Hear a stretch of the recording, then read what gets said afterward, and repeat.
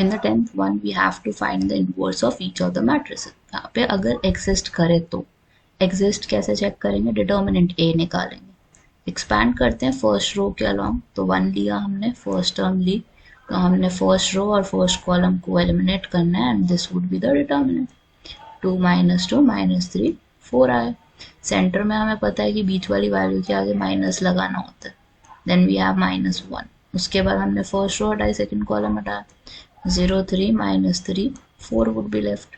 Then you have is +2. अब 2 आपने रखना है और आपके पास ये वाली वैल्यूज बचेंगी, 0 3 2 एंड -2.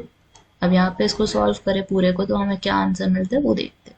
1 आएगा आपके पास, देन डिटर्मिनेंट लिखते हैं, 8 - 6 would be there, +1 is there, determinant solve करना है आपने, 9 आएगा. लास्ट में आपके पास 2 है, देन वी हैव इज -6, तो 8 - 6 2 हो गया, 2 + 9 हो गया, then we have is +12. 11 - 12 would be -1 which is not equal to 0. तो हमने यहाँ पे क्या करना है, इनवर्स फाइंड आउट करना है. और इनवर्स कैसे फाइंड आउट करोगे आप, एडजॉइंट ए ओवर डिटर्मिनेंट ए, क्योंकि यहाँ पे एग्जिस्ट करता है नॉन सिंगुलर मैट्रिक्स है, 0 नहीं आया ना हमारा आंसर इसलिए.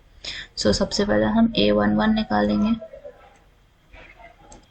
A11 कैसे निकलेगा, पहली टर्म तो हमारी पॉजिटिव होगी, उसका डिटर्मिनेंट क्या लोगे, फर्स्ट रो हटा के फर्स्ट कॉलम हटा के 2 - 2 - 3 4. और इस डिटर्मिनेंट को सॉल्व करने पे हमारे पास क्या आंसर आएगा, it would be 2.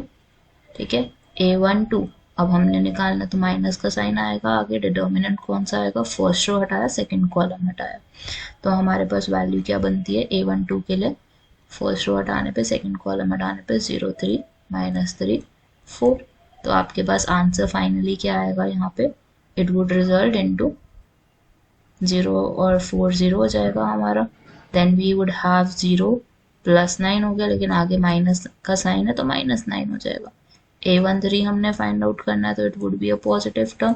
Then determinant निकालना है हमें, फर्स्ट रो हटाई थर्ड कॉलम हटाया, so you have is 0 3 2 and -2. तो आपके पास वैल्यू क्या निकल के आती है, 0 - 6 विच इज -6. ठीक है, A13 डन है. A21 निकालेंगे, नेगेटिव साइन आएगा आगे, डिटर्मिनेंट आपने निकालना है सेकेंड रो हटा के फर्स्ट कॉलम हटा के, तो A21 कैसे निकलेगा आपका, this would be -1 -2 2 and 4. And if you simplify this आपको क्या मिलने वाला है, 4 -4 + 4 विच इज 0. A22 अब हमने निकालना है, तो ये पॉजिटिव साइन आएगा, then a determinant would be there, तो A22 सेकेंड रो हटाई सेकेंड कॉलम हटाया, तो हमारे पास मिलता है 1 3 2 4. So this would be 4 - 6 which is -2. A23 निकालना है आपने, माइनस का साइन आएगा, सेकेंड रो हटानी है थर्ड कॉलम हटानी है, so it would be 1 3 -1 -2. so negative sign आया, -2 आया, +3 आया, so it would be +1 -1 हो जाएगा ये हमारा.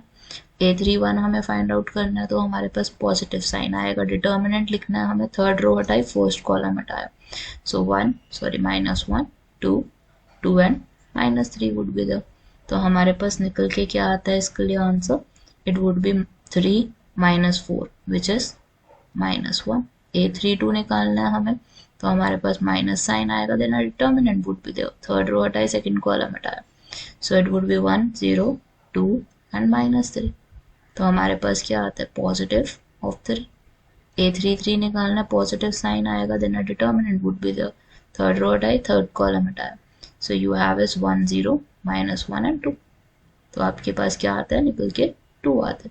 एडजॉइंट है हमारा पूरा का पूरा बन जाता है, it would be 2 - 9 -6 0 -2 -1 1 would be there, 3 would be there, 2 would be there.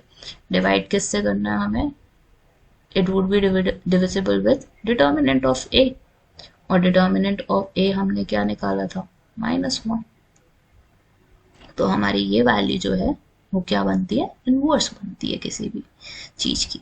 ठीक है, एडजॉइंट ए को जब हम डिवाइड कर देते हैं ना डिटर्मिनेंट से, तो it would be nothing but inverse of the matrix.